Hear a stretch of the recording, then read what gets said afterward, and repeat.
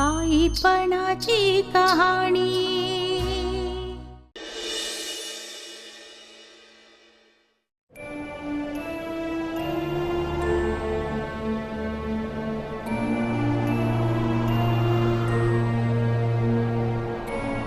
तर लवकर बरं वाटणार।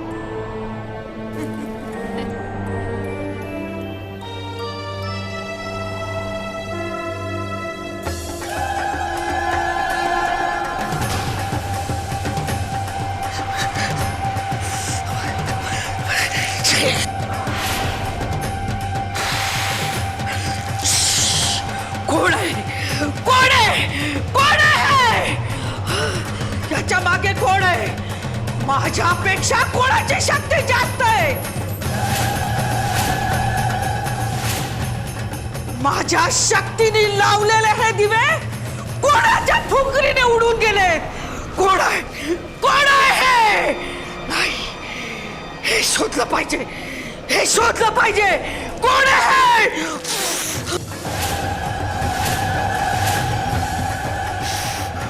आतापर्यंत कोंबडी आणि बकऱ्याच्या बळीने मी पिशाचाचे वशीकरण करत होते, पण आता नाही।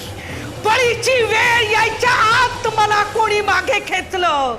वशीकरणाच्या काठावर असताना कोणी मला मागे खेचलं। कोण आहे तो? कोण आहे याच्या मागे? याची फळं भोगावी लागतील, याची फळं भोगावी लागतील। मोठाईचा शाप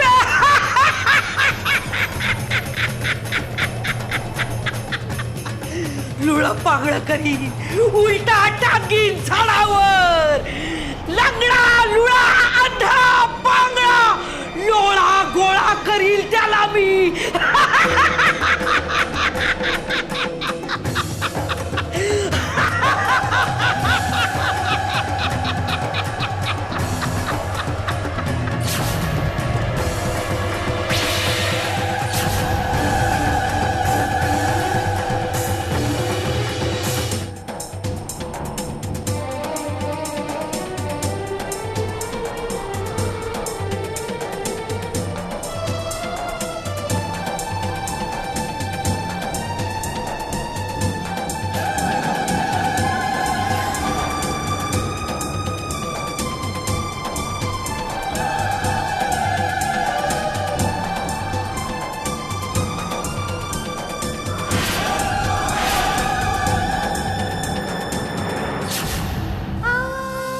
बरं वाटलं ग पोरी, किती दिवसांनी मायेची ऊब मिळाली बघ।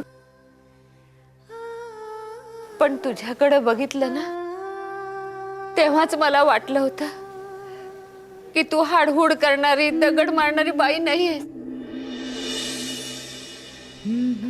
तू नुसता नजरेचा आधार दिला नाहीस,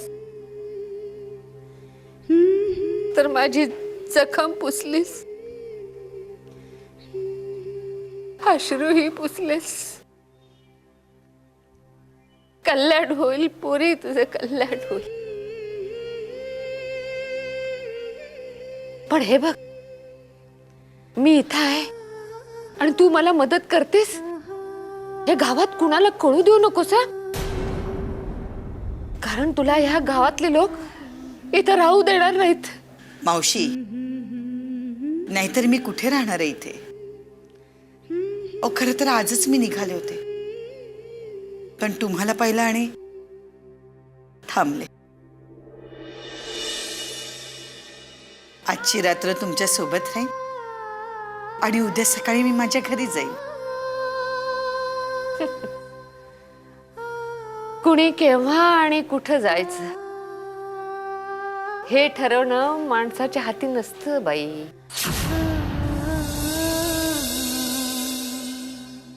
ते नियतीनं कधीच ठरवून ठेवलेलं आहे। सूत्र तिच्या हातात, आपण नुसती बाहुली।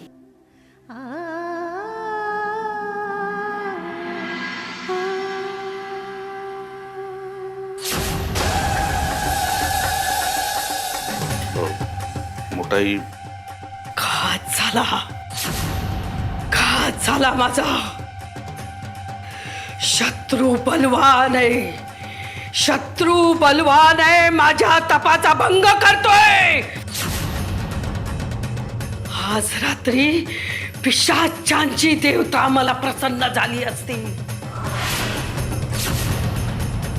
पण मला कोणीतरी मागे खेचलंय.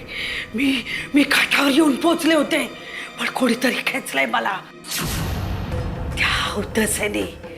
त्या उदसेनी खेचलाय मला मागे. ती अजून देवळात काय करते?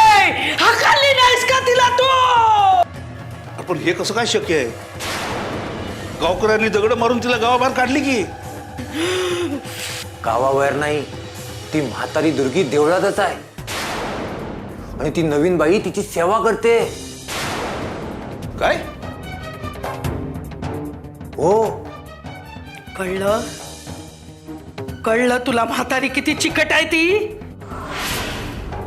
माझी चिंकत आलेली बाजू तिने उलटवून टाकली.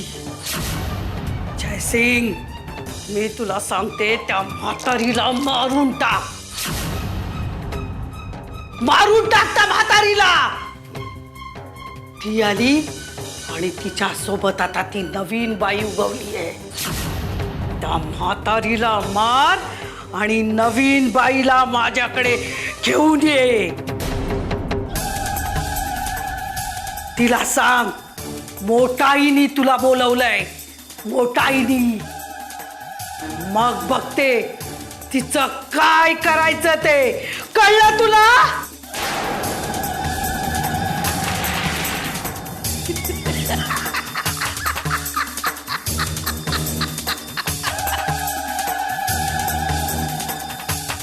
तिला माझ्याकडे आण.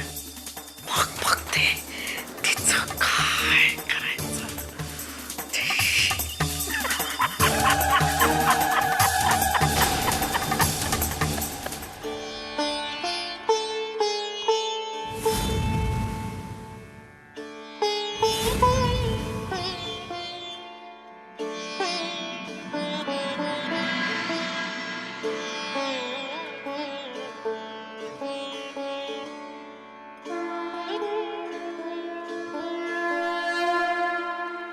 इतके दिवस मी या देवळात पूजा करतोय, पण देऊळ इतकं स्वच्छ, इतकं प्रसन्न कधीच वाटलं नव्हतं.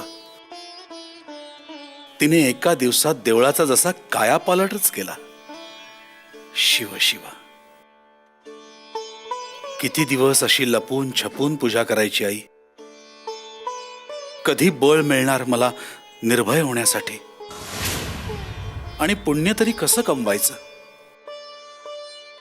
ती कोण, कुठली, काही ठाऊक नाही. पण आई, इतके दिवस मी चोरून येऊन दिवा लावत होतो, तो पटकन विझून जायचा.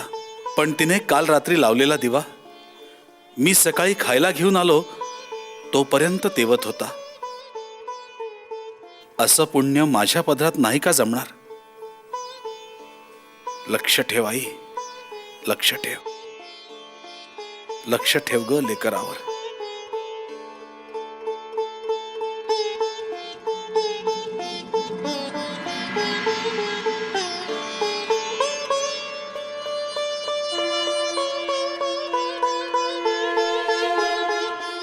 दिवा नाही लावलात आज?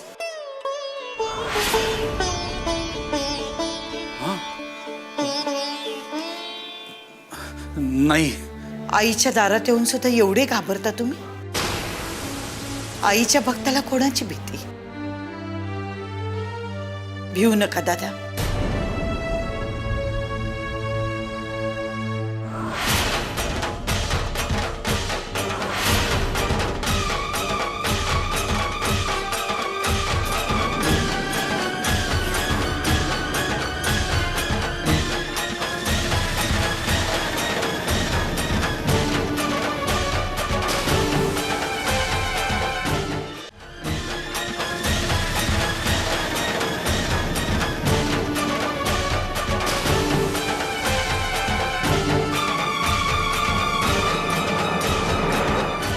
अरे बापरे,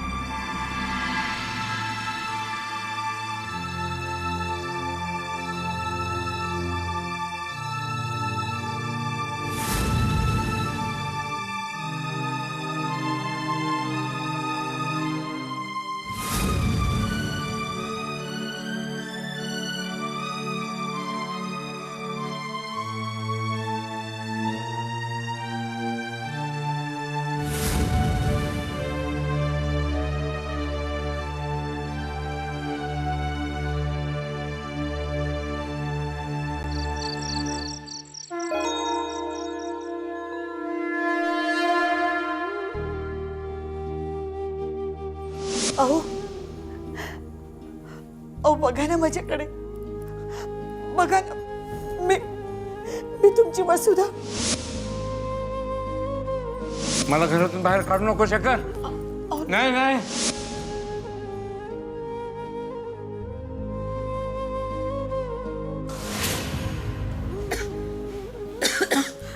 मावशी सांभाळ. तू अशी बसून का ग? तू पण झोप की. झोप येत नाहीये मला. सारखा यांचा चेहरा डोळ्यासमोर येतो. का ग? कोण कोण असतं तुझ्या घरी?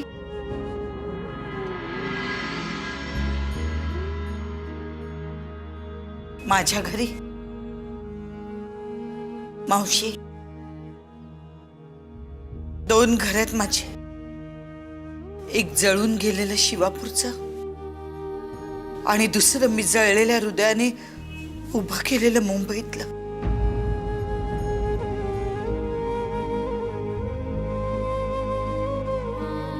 गावात एक छान घर होतं आमचं. शेत होतं हिरवगार.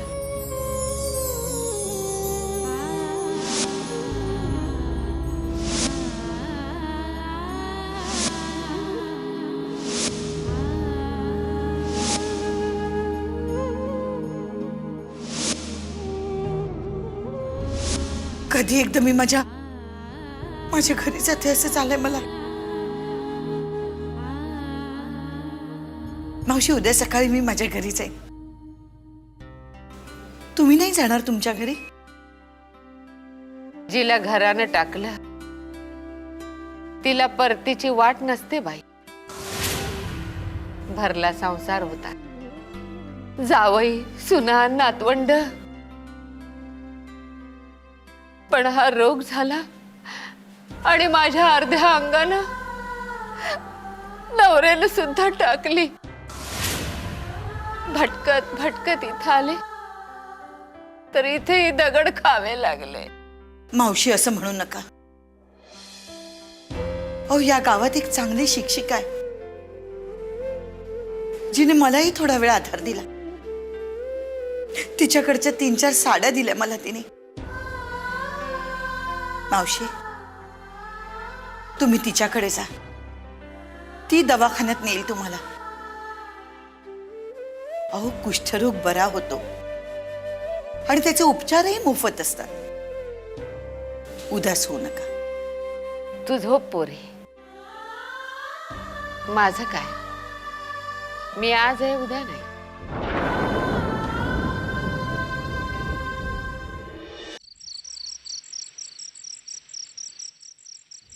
कालिंदीशी या बाईचा काहीही संबंध नाही हे नक्की. ही कुणी साधी सामान्य बाई नाही हेही नक्की. आलात आलात लगेच निष्कर्षावरती आलात. अहो, असा पटकन विश्वास कोणावरही ठेवू नका हो. तुम्हालाही संसार आहे, बायको आहे, एक मुलगी आहे, त्यांचाही विचार करा जरा. उद्या जर कालिंदीला हे कळलं ना तर अनर्थ घडेल.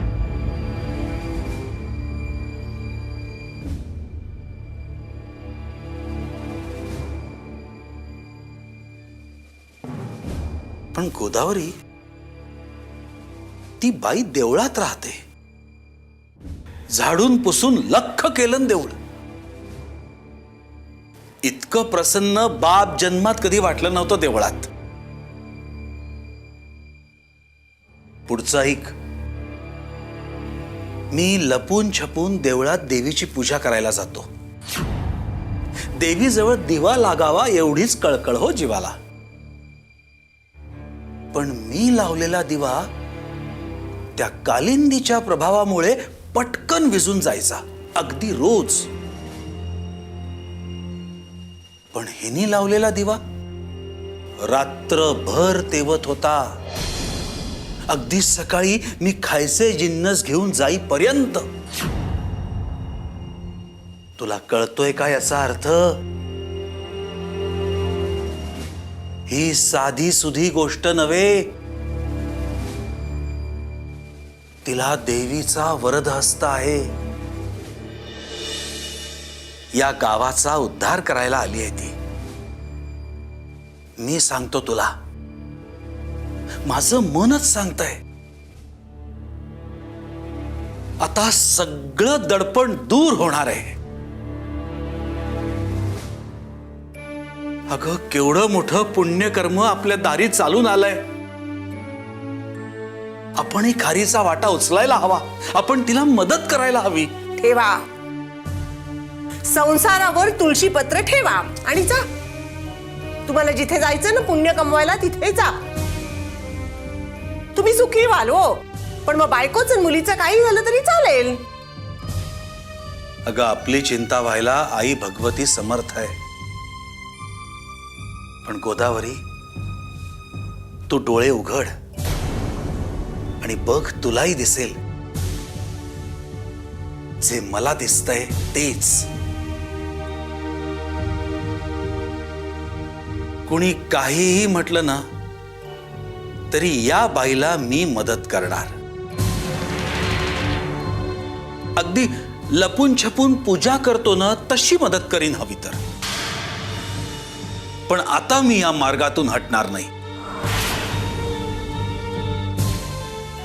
बस झालं भीतीने भरलेलं जगणं.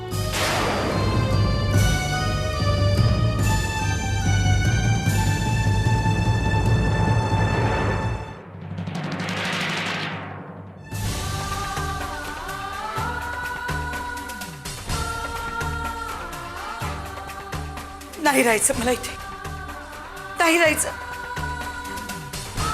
तुम्हाला माझी आठवण येते ना, मी येते तुमच्याकडे. मला माहिती आहे तुम्हाला माझी गरज आहे आणि मलाही तुमची गरज आहे. माझ्या जीवाचा विसावा आहात तुम्ही. येते मी, येते तुमच्याकडे.